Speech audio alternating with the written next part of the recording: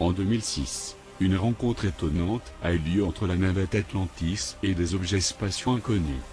Durant quelques jours, les astronautes en orbite sont confrontés à des ovnis. À leur retour, l'un d'entre eux s'évanouit 2 fois devant les caméras, en tentant de décrire ce qui s'est passé. On voyait quelque chose, vous savez, comme vous n'avez jamais vu avant. Et quand finalement, j'ai pu atteindre la porte, je me suis rendu compte qu'il y avait quelque chose de différent aussi. Et je pense que ceci n'aurait pas pu bien se dérouler, sans prendre en compte la préparation que notre équipe a eue. Et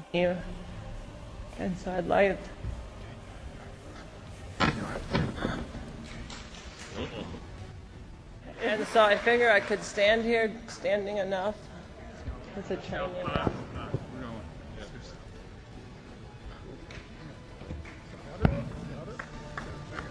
Deux malaises successifs alors qu'elle allait mettre le doigt sur le sujet le plus sensible. Coïncidence? Malaise post-traumatique? Voilà de quoi Stéphanie a essayé de parler. À 11h45, le 9 septembre 2006, la navette Atlantis avait été lancée comme prévu depuis le centre spatial canadien en Floride. Cependant, la NASA avait retardé le programme de retour d'1 jour, à cause d'une rencontre avec un objet le 19 septembre. Un objet qui demeurait dans les hautes couches de l'atmosphère depuis 24 heures, rendait impossible sa trajectoire de retour. Stéphanie a observé un étrange objet tubulaire qui semblait les pieds pendant qu'elle effectuait une manœuvre à l'extérieur de la navette Atlantis. C'est ce mystérieux objet qui retarda le retour des astronautes sur Terre. Beaucoup d'autres phénomènes ont été filmés lors de la mission Atlantis STS-115.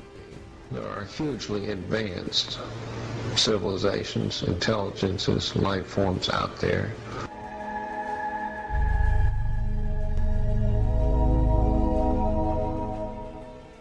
I believe they're so advanced that they're even doing interstellar travel.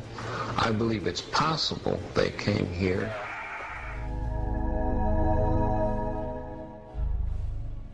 I think the public is ready to know if anyone has visited us. 23 juillet 2008, interview d'Edgar Mitchell, le 6e homme à avoir marché sur la Lune, par Nick Margerison, sur la station radio Kerrang. Croyez-vous qu'il y a de la vie sur d'autres planètes? Oui, la question ne se pose plus. Il y a de la vie partout dans l'univers. Vous êtes convaincu que nous ne sommes pas seuls dans l'univers? De sources sûres, je sais que nous ne sommes pas seuls dans le cosmos. Voici des images tournées par des chasseurs d'ovnis amateurs. Ces mêmes objets ont été vus par les astronautes lors de la mission Atlantis, et aujourd'hui, par d'innombrables personnes à travers le monde. Å, fy fader! Jeg filmer det! Jeg har det på tape! Jeg har det her! Å, dæven! Nous sommes tous d'accord, ce que nous venons de voir n'est pas un avion. Il existe une multitude de vidéos d'observation d'ovnis crédibles sur le net. Par exemple, les lumières de Phoenix. There's a third one. Hey, Sue? Si toutes les lumières qui entourent la montagne forment un cercle et que l'on devait mesurer son diamètre, il dépasserait 1,5 km. L'État n'a pas pu filtrer le sujet des lumières de Phoenix, car les habitants ont été trop nombreux à filmer ce phénomène, trop pour censurer. L'armée affirme qu'il ne s'agissait de rien d'autre que de fusées éclairantes qui étaient testées ce soir-là. Regardez la différence entre la photo des lumières de Phoenix et la photo des dites fusées éclairantes. C'est flagrant, mais c'est à vous de voir. Voici d'autres images amateurs authentiques, qui restent inexpliquées jusqu'à aujourd'hui. Ces boules de lumière ont été et sont toujours vues à travers le monde.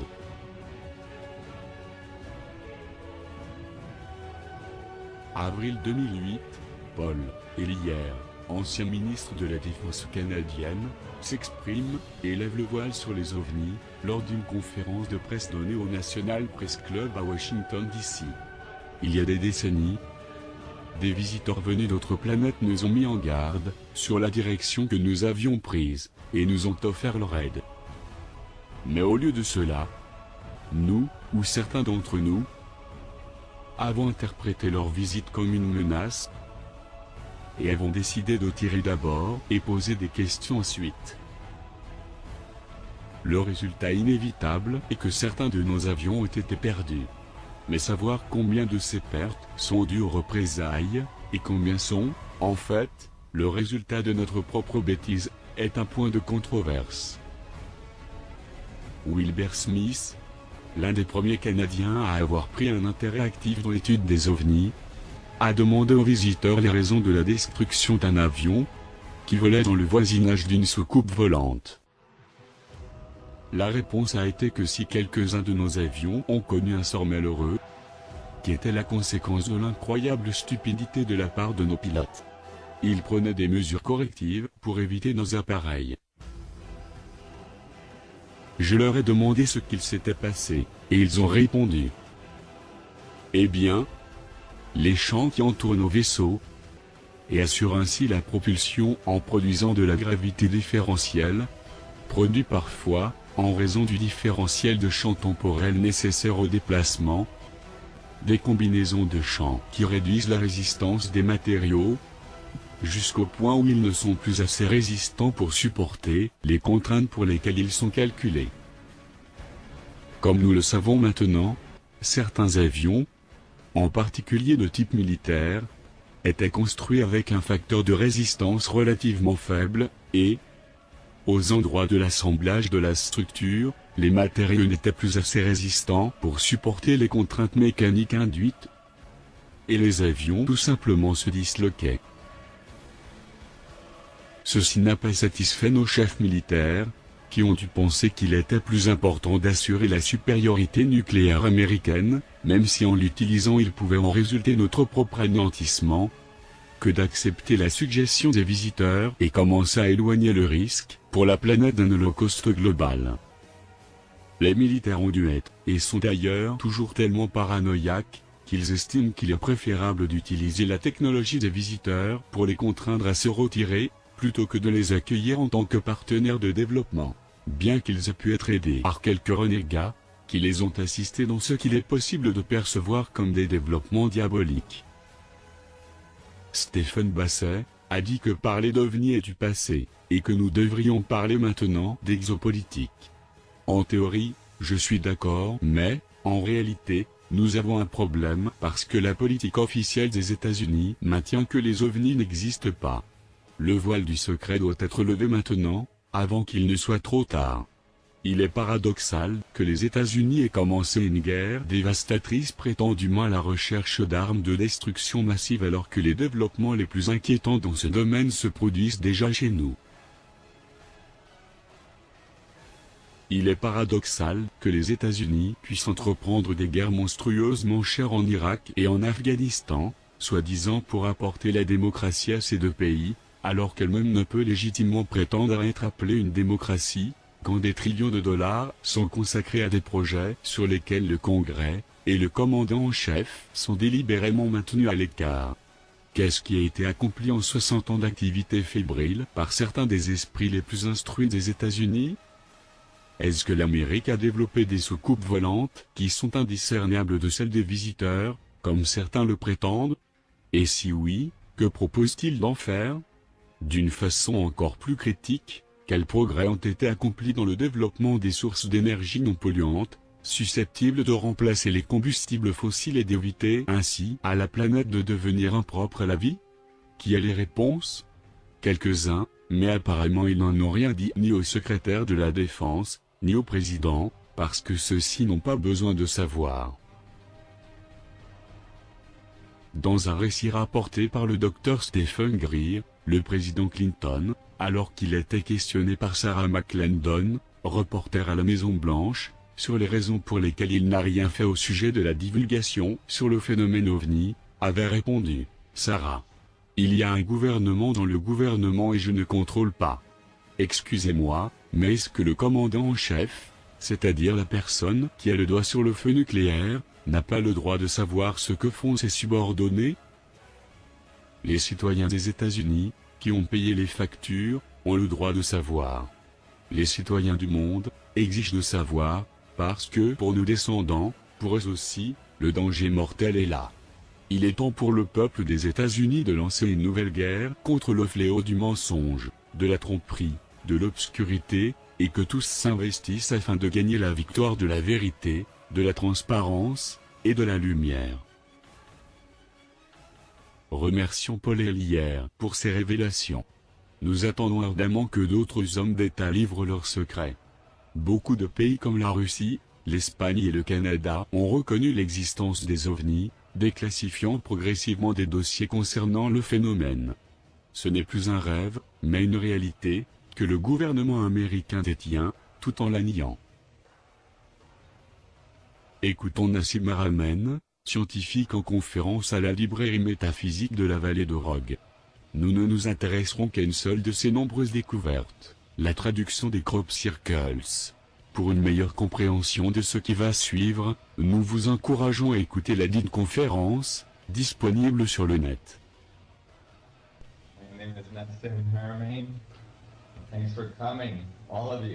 Nous parlions de crop circles.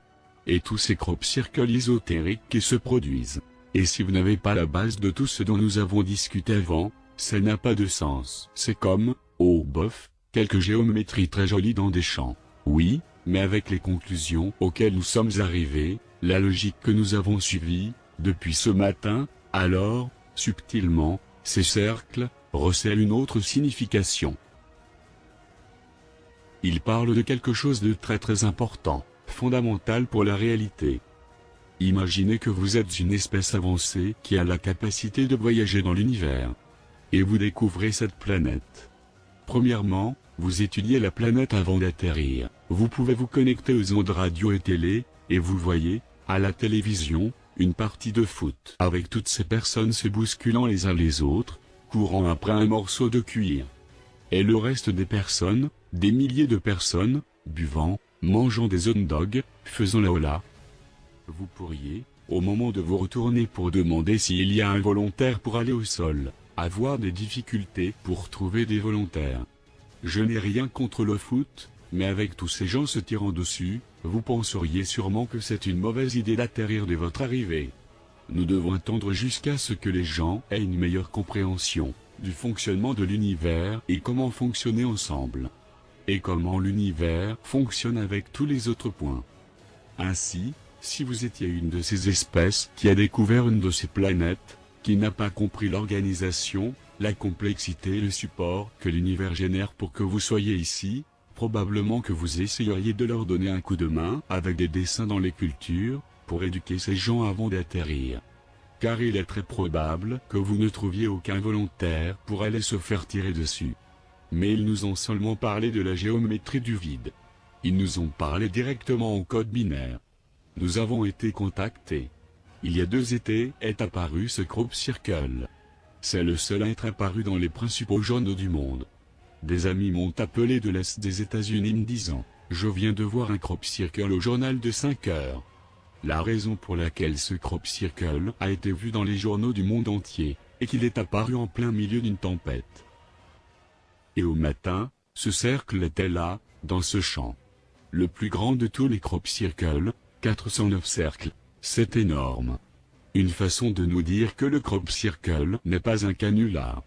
Certains crop circles ne sont pas des canulars, le crop circle suivant n'est pas apparu dans les journaux du monde, probablement trop choquant, car il est une réponse à ceci.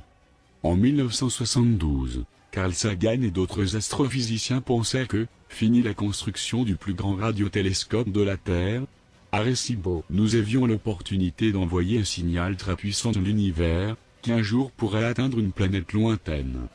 Peut-être décoderait-il notre signal et nous répondrait par un signal qui nous atteindrait un jour. Et nous saurions qu'il y a des êtres vivants là-bas, mais cela prendrait des milliers d'années, pour donner l'opportunité aux arrière-petits-enfants de pouvoir parler avec d'autres êtres d'ailleurs. ils pensaient à une façon d'envoyer un signal qui puisse être facilement décodé par les autres. Ils utilisèrent un code binaire à base de 1 et de 0, comme dans un ordinateur. Et que dit le message? Il explique que nous sommes faits de carbone, ceci est notre table des éléments, ceci est notre ADN, nous avons une petite tête et un grand corps, nous vivons sur la 3e planète de notre Soleil, et ça c'est la 3e planète, sur laquelle nous vivons. Et la technologie que nous utilisons pour envoyer ceci, est le radiotélescope de Arecibo.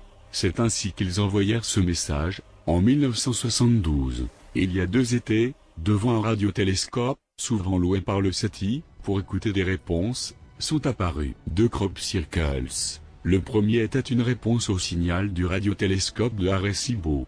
Et l'autre, une belle photo d'identité. Avez-vous entendu parler de ce crop circle? Non. Quand nous avons demandé des explications au SETI, programme de recherche de vie extraterrestre de la NASA, ils ont dit, ce doit être un canular, parce que s'ils voulaient nous parler, ils n'auraient pas fait un crop circle. Le radiotélescope étant juste à côté, pourquoi n'ont-ils pas envoyé un signal radio? Eh bien, ma réponse est ça est, s'ils avaient envoyé un signal radio, vous et moi ne l'aurions jamais su. Peut-être voulait-il parler avec toutes les personnes de la planète, et pas seulement avec quelques agences. C'est ainsi qu'au lieu d'un signal radio, il donne la réponse avec un crop circle, juste en face du radiotélescope. Vous noterez qu'ici, il y a une installation gouvernementale, où il y a des gardes et des caméras infrarouges. Personne n'a rien vu. Je ne pense pas que ce soit Doug et David, qui sont allés dans les champs. Et ensuite, quand vous regardez le visage de près, la trame du blé n'est pas facilement reproductible en pleine nuit, en piétinant. Photo d'identité d'une trame incroyable, qui génère la même image qu'un négatif de photographie. Vous pouvez voir que cet être a de grands yeux, un petit nez et une petite bouche. Et la réponse est: ceci est ce que nous envoyons, et ça c'est ce qu'on a reçu. Ça dit: nous sommes faits de carbone et de silicium, nous avons une structure ADN à 3 brins, nous avons une grande tête et un petit corps, nous vivons sur 3 planètes de notre système solaire, la 3e a 4 lunes.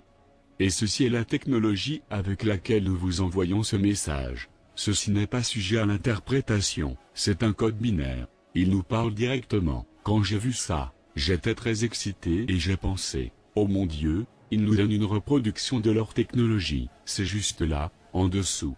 La résolution est très pauvre, et donc on ne distingue pas ce que c'est. Eh bien ils ont pensé à ça, ils ont été considérés pour ça. Parce que 1 an avant la réponse au message d'Arecibo, exactement dans le même champ, 1 an avant la date de la réponse, apparut ce crop circle, qui est exactement ce qu'il y a à la base de la réponse, pour s'assurer que nous disposions bien d'une reproduction en haute définition de leur technologie. Ici, c'est le radiotélescope, ici vous pouvez voir la clôture et tout l'équipement de sécurité, et voilà à quoi ça ressemble, des sphères de géométrie fractale tétraédrique, tout ce dont nous avons discuté ce matin. Donc ici, ils nous disent directement, regardez comme les sphères se fractalisent vers des sphères plus petites vers l'extérieur, et vers la singularité à l'intérieur.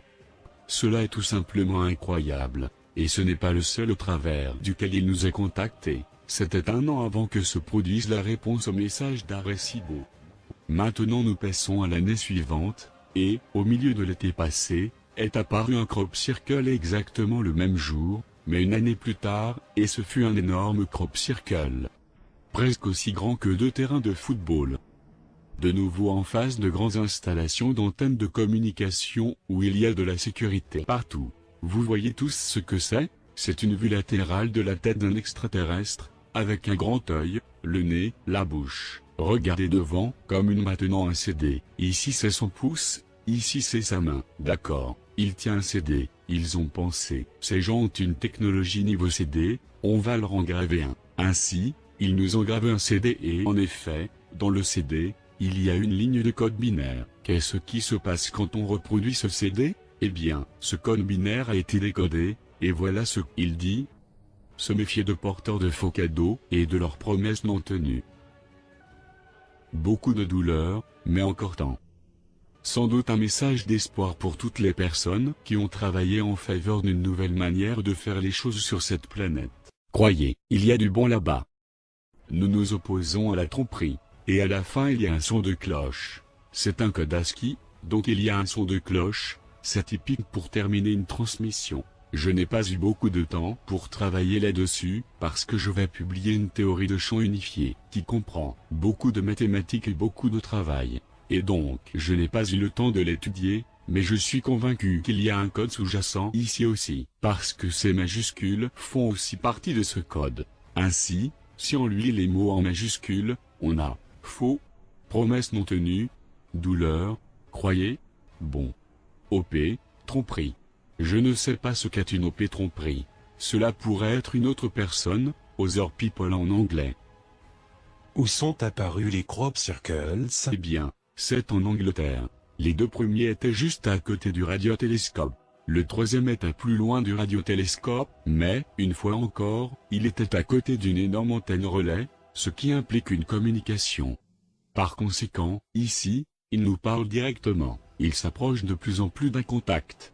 Cet après-midi nous en verrons plus à propos de l'influence que les autres espèces de notre galaxie ont pu avoir sur notre planète, sur les étapes de notre évolution, et quel rapport avec notre physique actuelle, et quel rapport avec la physique que je vous présente aujourd'hui, parce qu'il y a une relation directe, et cela a à voir avec certains monuments que l'on trouve partout sur Terre. Merci à tous d'être venus. Si vous voulez voir l'intégralité de l'extrait vidéo de la conférence de Nassim Haramein, reportez-vous à la conférence de la librairie métaphysique de la Rogue, 2003. Voici des images de la NASA, où l'on voit un objet non identifié en mouvement, qui modifie sa trajectoire à l'arrivée d'un projectile rapide, venant de la Terre.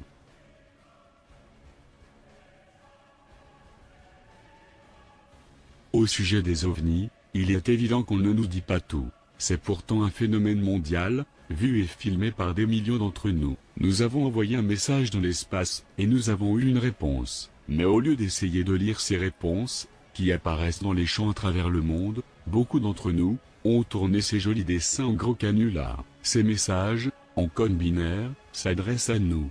De la même façon que, en code binaire, nous avons envoyé un message dans l'espace. Il y a clairement eu une tentative de prise de contact. Peut-être s'effectuera-t-elle quand notre monde sera au bord du gouffre, ou, lorsque, les habitants de la Terre comprendront le fonctionnement de l'univers qui les entoure, et ouvriront leurs esprits au reste de l'immensité spatiale.